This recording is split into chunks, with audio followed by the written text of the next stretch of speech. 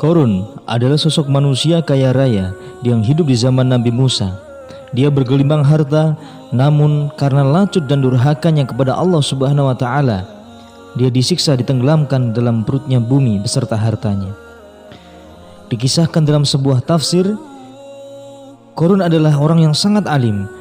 Dia lebih pintar dalam menguasai kitab Taurat dari Bani Israel setelah Nabi Musa dan Harun. Ibnu Abbas berkata, ketika turun ayat bab zakat kepada Nabi Musa alaihissalam, Korun datang kepada Nabi Musa. Nabi Musa alaihissalam menerangkan bab zakat kepada Korun bahwa setiap 1000 dinar zakatnya adalah 1 dinar. Setiap 1000 dirham zakatnya adalah 1 dirham. Setiap 1000 kambing zakatnya adalah 1 ekor kambing, dan lain-lain. Lalu Korun kembali ke rumahnya dan menghitung jumlah harta yang harus dizakati. Setelah dihitung-hitung, ternyata jumlahnya sangatlah banyak sekali, dan timbul serakahnya Korun tidak mau menyerahkan zakat. Tidak cukup di situ, Korun malah timbul niat jahat dan mengumpulkan orang-orang Bani Israel lalu berkata, "Wahai Bani Israel, sesungguhnya Nabi Musa memerintahkan terhadap kalian tentang segala peraturan agama, dan salah satu perintahnya yaitu kalian diperintahkan memberi makan pada Nabi Musa dengan tujuan merampas harta kalian." Korun menyimpangkan penjelasan bab zakat pada Bani Israel dengan mengatakan bahwa Nabi Musa mempunyai tujuan untuk merampas harta orang-orang Bani Israel.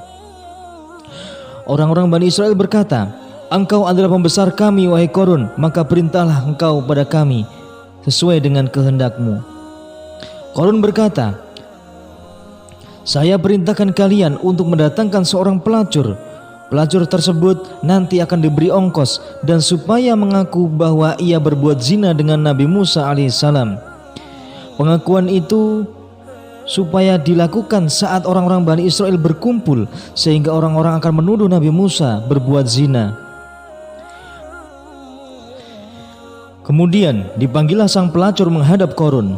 Korun memberinya upah sebanyak 1000 dinar dan 1000 dirham. Dalam keterangan lain ada yang menjelaskan Korun memberinya sebuah bokor emas dan menjanjikan, "Saya akan memberimu kedudukan dan menjadikanmu sebagai istri, dengan syarat ketika kaum Bani Israel datang ke tanah lapang agar mengaku telah berbuat zina dengan Musa." Lalu keesokan harinya Korun mengumpulkan orang-orang Bani Israel di tanah lapang.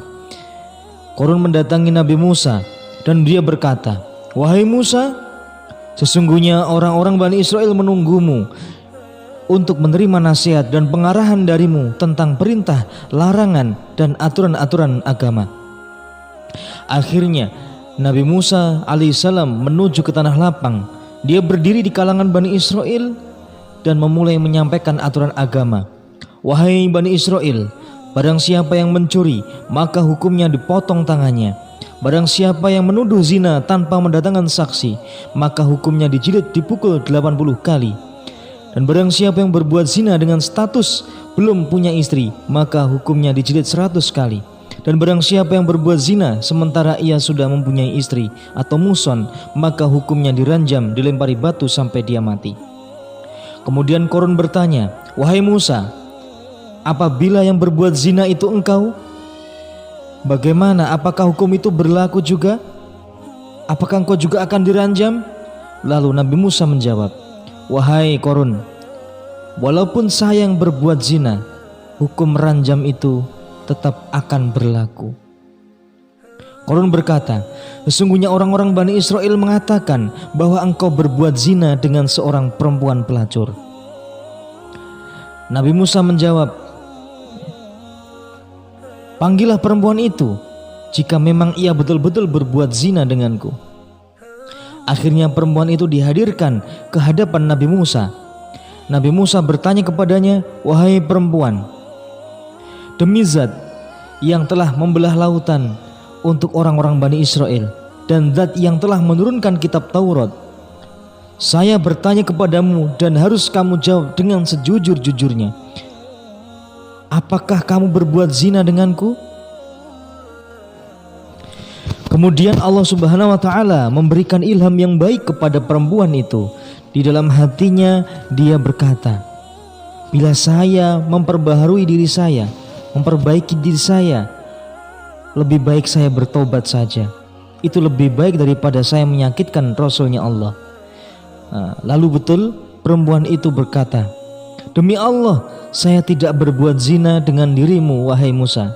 Itu fitnah belaka. Ini adalah rencananya Qarun. Dia memberiku upah agar saya menuduhmu berbuat zina denganku. Mendengar jawaban itu, Nabi Musa sujud syukur sambil menangis dan berdoa, ya Allah, kalau saya ini utusanmu, maka murkalah, marahlah karena diriku terhadap orang-orang yang memfitnahku.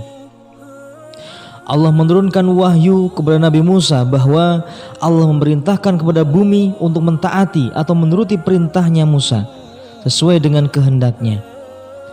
Mendapat wahyu tersebut, kemudian Nabi Musa berkata kepada kaumnya, wahai orang-orang Bani Israel, sesungguhnya Allah mengutusku terhadap Qarun seperti Allah mengutusku terhadap Fir'aun.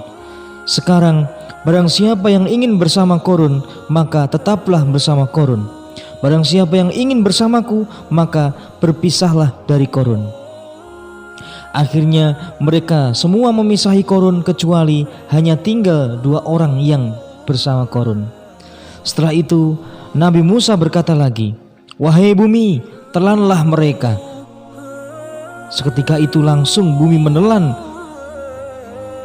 mereka hingga telapak kakinya. Lalu Nabi Musa berkata lagi, wahai bumi, telanlah mereka. Lalu bumi menelan mereka hingga lututnya. Nabi Musa berkata lagi, wahai bumi, telanlah mereka. Kemudian bumi menelan mereka sampai setengah badan mereka, sampai batas pusar. Dan bumi terus menelan mereka hingga leher. Qarun minta tolong pada Nabi Musa dengan sumpah-sumpah agar Musa memaafkannya. Diriwayatkan Qarun merengek-rengek pada Nabi Musa hingga 40 kali. Ada yang menerangkan sampai 70 kali. Wallahu a'lam. Akan tetapi saking marahnya Nabi Musa, tidak sedikit pun Nabi Musa menoleh pada Qarun.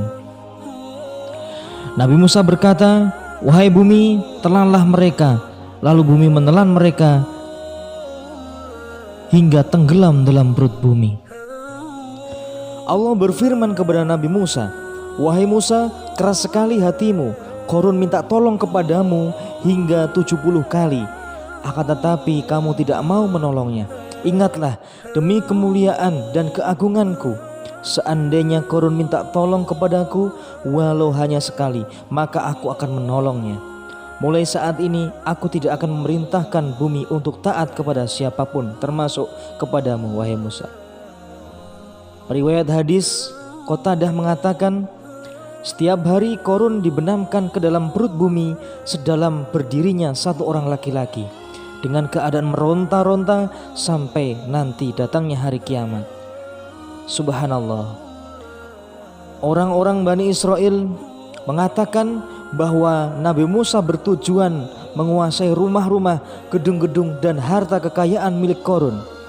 Mendengar ucapan itu, Nabi Musa berdoa agar rumah-rumah, gedung-gedung dan harta kekayaan milik Qarun ditenggelamkan ke dalam perut bumi. Akhirnya Allah Subhanahu wa taala mengabulkan doanya Nabi Musa. Akhirnya seluruh rumah, gedung dan harta kekayaan Qarun ditenggelamkan ke dalam perut bumi. Demikianlah cerita tentang perbuatan lacut atau durhakanya Qarun yang akhirnya Allah menyiksa dengan cara membenamkan dirinya dan seluruh hartanya ke dalam perutnya bumi.